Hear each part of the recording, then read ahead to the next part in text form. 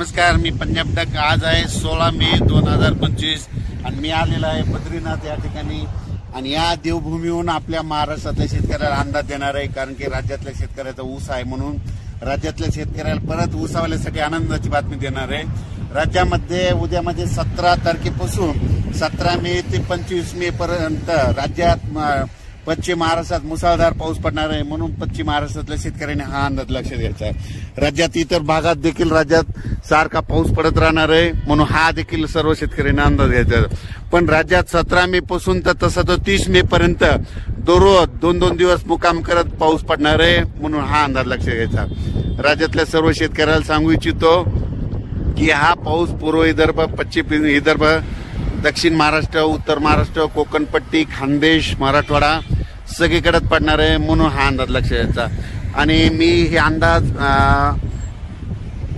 देत आहे, मी अंदाज हे बद्रीनाथच्या देवभूमीहून देत आहे, म्हणून हा अंदाज लक्षात घ्यायचा। राज्यातल्या सर्व शेतकऱ्याला सांगू इच्छितो की हा पाऊस सांगायचं झालं तर पूर्व विदर्भ, पश्चिम विदर्भ, दक्षिण महाराष्ट्र, उत्तर महाराष्ट्र, कोकण पट्टी,